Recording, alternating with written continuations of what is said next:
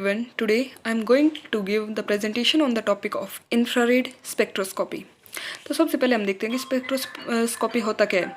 Spectroscopy क्या होता है कि जब भी इलेक्ट्रोमैग्नेटिक जो वेव्स आती हैं वो किसी भी सिस्टम के ऊपर पड़ते हैं या फिर कोई भी हमने कंपाउंड रखा है उसके ऊपर जब पड़ते हैं तो उसके अंदर क्या क्या चेंजेस आते हैं, उन चेंजेस को जब हम स्टडी करते हैं तो उसी को हम क्या बोलते हैं, स्पेक्ट्रोस्कोपी बोलते हैं। Spectroscopy is an analytical technique which helps to determine structure पता लगता है उससे। इट डिस्ट्रॉयज लिटिल और नो सैम्पल, थोड़ा बहुत ये सैंपल डिस्ट्रॉय कर भी सकता है या फिर नहीं भी करता। The amount of light absorb by the system is measured as wavelength is varied. ठीक है, अभी हम स्पेक्ट्रोस्कोपी के टाइप्स देखते हैं। Infrared spectroscopy measures the bond vibration frequencies in a molecule and is used to determine the functional group. जो IR spectroscopy है उससे हमें क्या पता लग जाता है कि कोई भी हमें कंपाउंड दे रखा है उसके अंदर कौन सा ग्रुप प्रेजेंट है, उसकी नॉलेज हमें कौन देती है, इंफ्रारेड स्पेक्ट्रोस्कोपी देती है। नेक्स्ट है mass spectroscopy, fragments the molecules and measures the masses. Masses की जब हमें नॉलेज चाहिए होती है तो उसके लिए हम मास स्पेक्ट्रोस्कोपी का यूज़ करते हैं। नेक्स्ट है nuclear magnetic resonance, that is also known as NMR spectroscopy. ये क्या करती है, detects signal from hydrogen atoms and can be use to distinguish isomers. फिर आ गई यूवी स्पेक्ट्रोस्कोपी जो हम लास्ट से में पढ़ चुके हैं। UV spectroscopy uses electronic transitions to determine bonding patterns. ठीक है, अभी हम देखते हैं electromagnetic spectrum. For example X rays, microwaves, radio waves, visible light, IR and UV ये सभी हैं। Frequency and wavelength are inversely proportional. फिर C is equal to lambda into frequency, where C is the speed of light that is 3 × 10⁸। फिर energy पर photons, उसको हम क्या कहते हैं, H न्यू कहते हैं। न्यू यहाँ पे है फ्रीक्वेंसी और H है प्लैंक्स कांस्टेंट। फिर देखते हैं हम the spectrum and molecular effects, कि कौन सी जब वेव्स गिरती हैं तो उसकी वजह से क्या क्या इफेक्ट्स आते हैं, उसका स्पेक्ट्रम हमारे पास है। जैसे कि जब ये कहाँ से दिखते हैं, जब रेडियो वेव्स गिरती हैं तो क्या चेंजेस आती हैं, न्यूक्लियर स्पिन ट्रांजिशंस दिखाई देती हैं। जब माइक्रोवेव्स गिरती हैं किसी भी सैंपल के ऊपर तो फिर क्या दिखता है हमें, रोटेशनल मोशन। इसी तरीके से हमें स्टडी करना है इंफ्रारेड। तो यहाँ पे इंफ्रारेड जब वेव्स गिरती हैं तो उस टाइम पे हमें क्या सीन होते हैं, मोलिकुलर वाइब्रेशन सीन होती हैं। और यूवी विजिबल जब स्पेक्ट्रा हमें दिखता था तो उस टाइम पे हमने देखी थी क्या थी, इलेक्ट्रॉनिक ट्रांजिशंस शो होती थी। तो अलग अलग जब रेज गिरती हैं तो उनके इफेक्ट्स अलग अलग होते हैं। तो फिलहाल हमें IR के ऊपर ज़्यादा फोकस करना है जिसमें क्या होता है, मोलिकुलर वाइब्रेशंस शो होती हैं। The IR region just below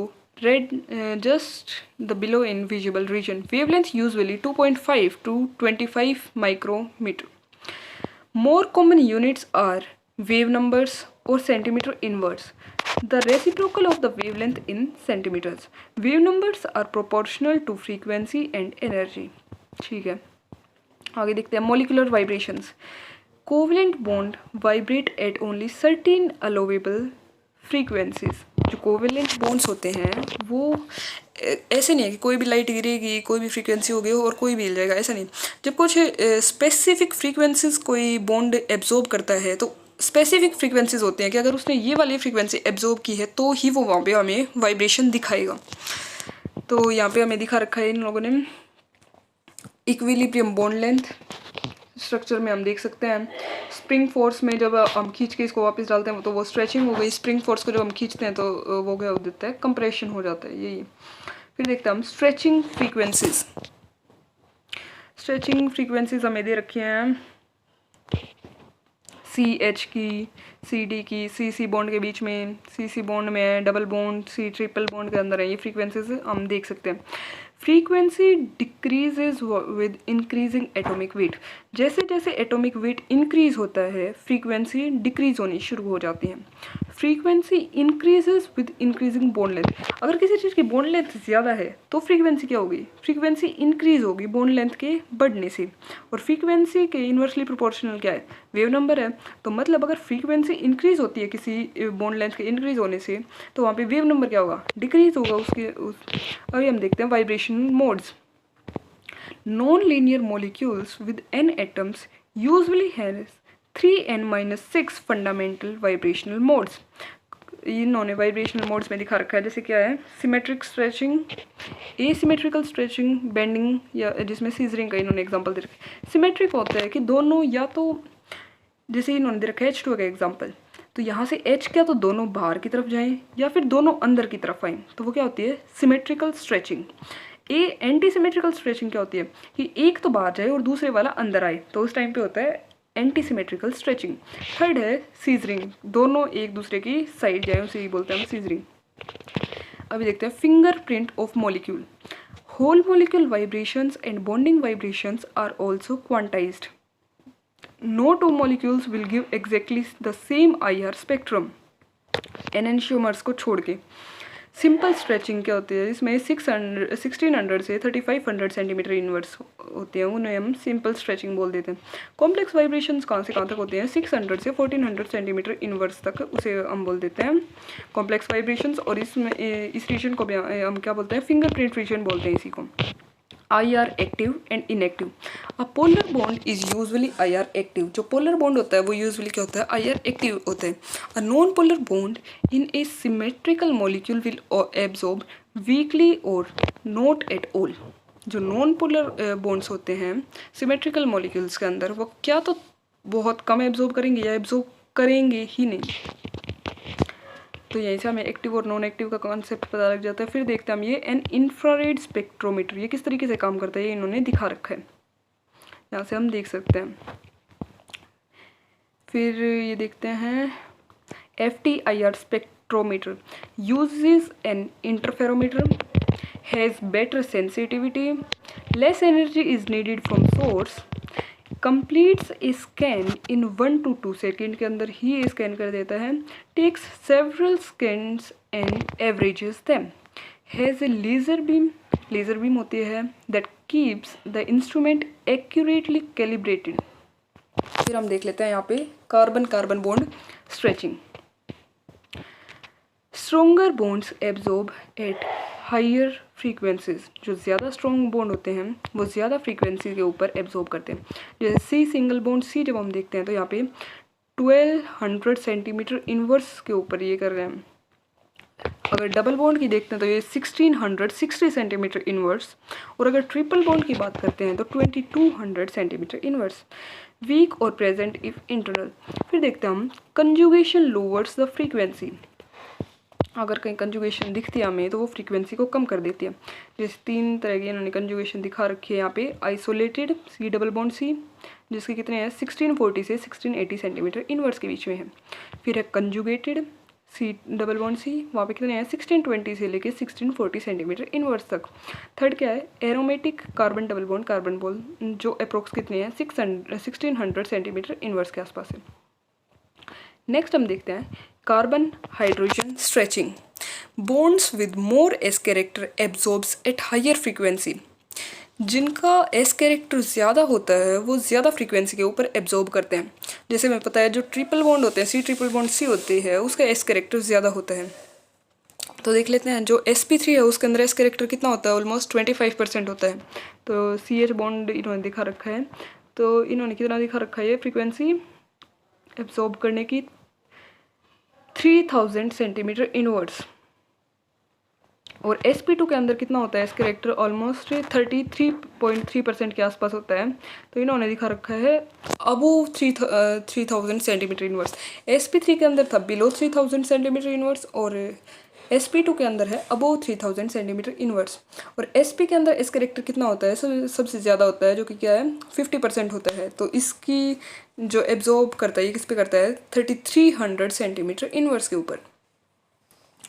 N alkene IR spectrum यहाँ पे दिखा रखा है, हम देख सकते हैं।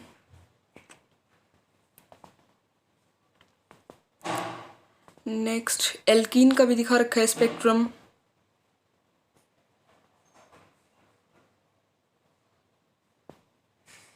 एंड नेक्स्ट है एल्काइन का, एन एल्काइन IR स्पेक्ट्रम। तो यहाँ से हम देख सकते हैं तीनों के तीनों spectrums. OH and NH stretching.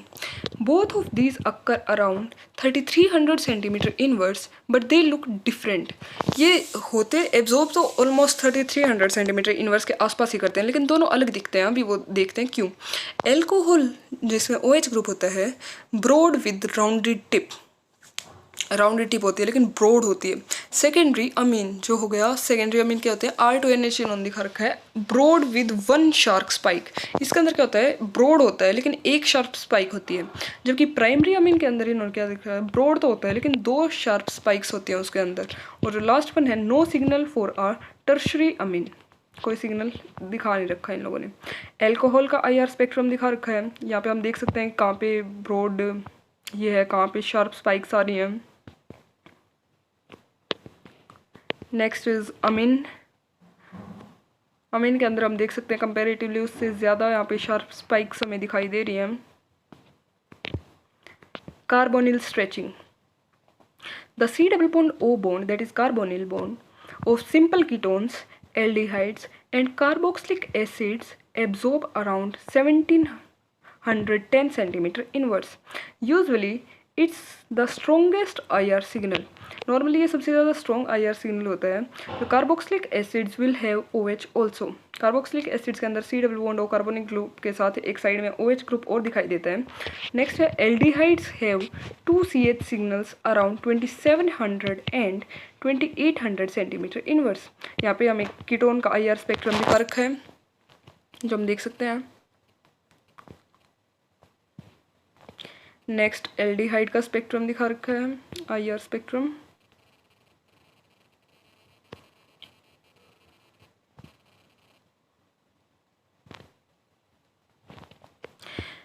OH stretch of a carboxylic acid.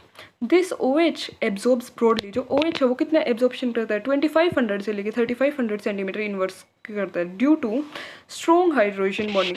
जो स्ट्रॉन्ग हाइड्रोजन बॉन्डिंग होती है जो यहाँ पे दिखा रखी है हमें लेफ्ट साइड में हम देख सकते हैं, उसकी वजह से इसकी क्या होता है, एब्जॉर्प्शन ज़्यादा होती है और उसी की वजह से इसकी इसमें चेंज आ जाता है। जो हमारे पास है स्पेक्ट्रम दिखा रखा है। जो variations in C double bond O absorption, carbonyl के अंदर दिखा रखा है। Conjugation of C double bond O with C double bond C lowers the stretching frequency to almost 1680 centimetre inverse कर देता है, कम कर देता है अगर उसकी जो कंजुगेशन होती है किसके साथ, C डबल बॉन्ड C के साथ होती है। Next the C double bond O group of an amide absorbs at an even lower frequency. उसकी फ्रीक्वेंसी और भी कम दिखा रखी है, वो कितने दिखा रखी है, 1640 से लेके 1680 सेंटीमीटर इनवर्स तक। The C double bond O of an ester absorbs at a higher frequency, ये ज़्यादा फ्रीक्वेंसी के ऊपर एब्जॉर्ब करता है। जो हमने ऊपर देखी थी उनसे 1730 से लेके 1740 के अप्रोक्स तक ये करता है सेंटीमीटर इनवर्स तक।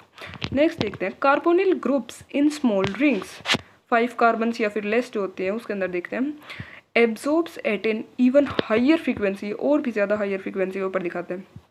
अमाइड का IR स्पेक्ट्रम यहाँ पे हम देख सकते हैं, थोड़ा ब्लर है बट ठीक है। फिर carbon nitrogen stretching, the carbon nitrogen absorbs, carbon single bond with nitrogen absorbs around 1200 centimetre के अप्रोक्स ये एब्जॉर्ब करता है। अगर कार्बन और नाइट्रोजन के बीच में डबल बॉन्ड आ जाता है तो approx around 1660 centimetre inverse and is much stronger than the carbon double bond carbon absorption in the same region. ये ज़्यादा स्ट्रॉन्ग होता है उससे। और अगर कार्बन और नाइट्रोजन के बीच में ट्रिपल बॉन्ड आ जाए absorb strongly just above 2200 centimetre inverse. The alkyne C triple bond C signals is much weaker and is just below 2200 centimetre inverse. Next देखते हैं इन नाइट्राइल IR स्पेक्ट्रम, नाइट्राइल का IR spectrum देख सकते हैं और इसके अंदर हम देख सकते हैं कितनी यहाँ पे हमें स्पाइक्स दिखाई दे रही हैं। C ट्रिपल बॉन्ड के अंदर स्ट्रेच दिखा रखा है 2249 का। नेक्स्ट देखते हैं समरी ऑफ IR एब्जॉर्प्शंस जो हमने देखी हैं। यहाँ पे हम देख सकते हैं कि जो क्या है परसेंटेज ट्रांसमिटेंस और वेव नंबर के बीच में हमारा जो IR स्पेक्ट्रम बनता है, यहाँ पे जो परसेंटेज ट्रांसमिटेंस है यहाँ पे हम एब्जॉर्बेंस भी ले सकते हैं, वो उससे अपोजिट बन जाएगा, बस वही बात है। यहाँ हम देख सकते हैं कि रेंज दे रखे हैं 3 से 3.5 के बीच में N सिंगल बॉन्ड H की है, O सिंगल बॉन्ड H की है, C सिंगल बॉन्ड H की है और 4.5 पे हैं C ट्रिपल बॉन्ड C और C ट्रिपल बॉन्ड N की। देन 5.5 से 6.5 के अप्रोक्स तक हैं C double bond C double bond O, C double bond N। Then next देखते हैं हम 7 से लेके 16 तक C single bond C single bond O and C single bond N, जिसे हम क्या कहते हैं फिंगरप्रिंट रीजन भी हम कहते हैं। ये हमें समरी करके दे रखी थी। स्ट्रेंथ्स एंड लिमिटेशंस देखते हैं। IR alone can not determine a structure.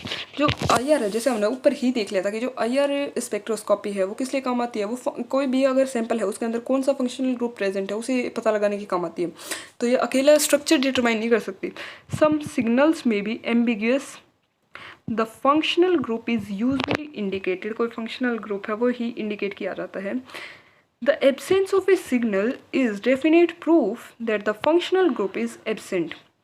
अगर कोई भी सिग्नल हमें दिखाई नहीं दे रहा है मतलब वो एब्सेंट है, तो वहाँ पे फंक्शनल ग्रुप भी एब्सेंट है, वहाँ पे कोई भी फंक्शनल ग्रुप प्रेजेंट नहीं होगा। Correspondence with a non samples IR spectrum confirms the identity of the compound.